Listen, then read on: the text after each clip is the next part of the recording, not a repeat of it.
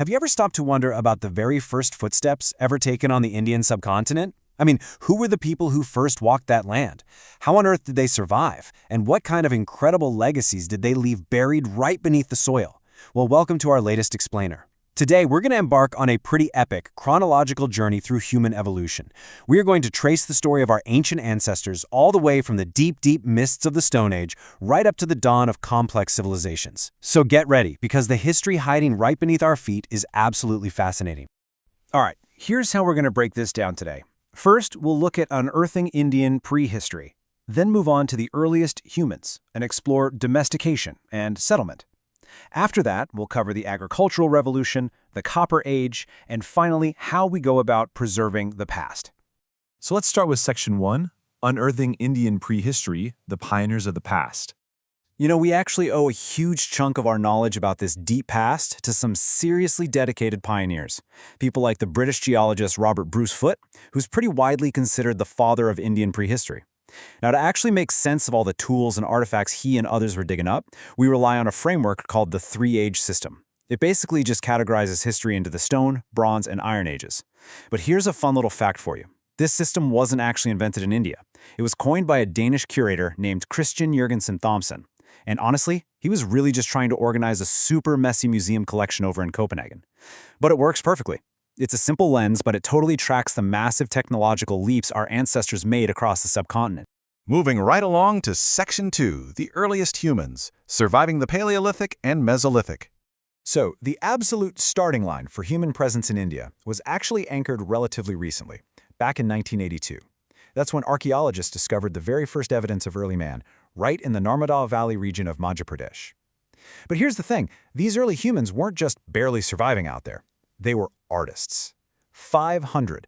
That is literally the staggering number of prehistoric paintings that have been found scattered across 700 different rock shelters at the Bhimbetka caves. Discovered in 1957, these UNESCO World Heritage Caves give us this incredible window into the past, showing how early humans used these really vibrant pigments to document the massive elephants, sambar, and deer that they shared their world with. But hey, history isn't just about what humans invent, right? It's also about what the planet throws at them and how they're forced to adapt. At the end of the last ice age, which geologists call the terminal Pleistocene period, there was this massive, totally disruptive climate shift.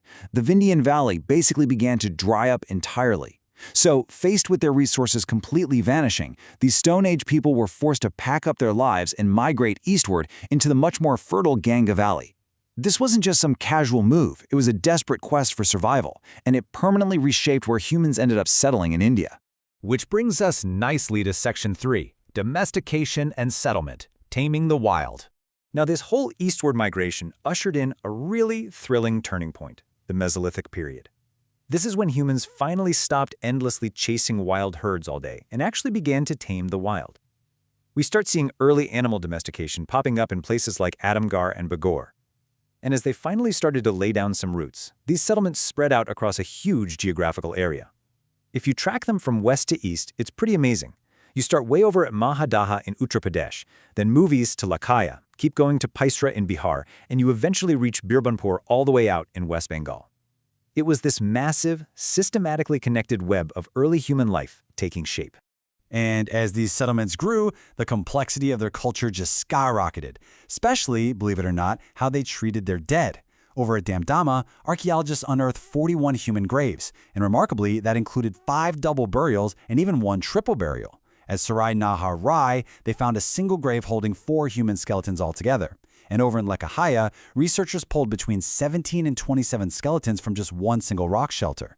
Plus, alongside all these incredibly intricate burials, they found a massive number of bone and horn implements. It all really points to a community that had increasingly sophisticated tools and deeply shared complex rituals.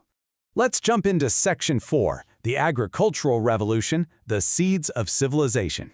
With tools getting better and communities staying put, the stage was officially set for what is arguably the biggest game changer in human history, the Neolithic Age. Now, for the longest time, we assumed agriculture kicked off much later in the subcontinent. We knew about barley and wheat being cultivated in Western Asia around 8000 BC and at Mehrgarh in present-day Balochistan around 7000 BC. But actually, scratch that. Recent discoveries have completely flipped our timeline on its head.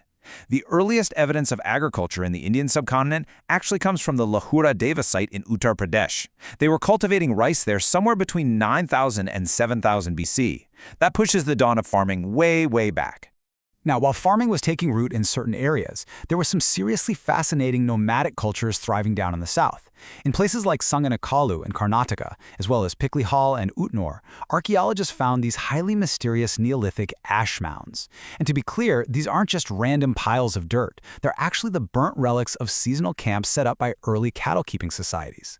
They give us this rare, incredibly vivid glimpse into the migration patterns of ancient herdsmen who are constantly on the move, navigating those southern landscapes. Next up is Section 5, the Copper Age, Building Complex Societies. So, eventually, mastering stone tools in agriculture paved the way for an even bigger technological leap, the Chalcolithic, or Copper Age. Communities like the Ahar civilization in Rajasthan were now actively smelting copper and crafting this really distinct black-red pottery. To really wrap our heads around how advanced this era was, let's just mentally build a typical house from Navdatoli. First, you lay out a round or rectangular foundation. Then, you erect these massive wooden posts, we're talking 22 centimeters in diameter. You fill the spaces in between with mud-plastered bamboo screens, top the whole thing off with a roof made of hay and branches, and then you coat the river gravel floor with smooth lime.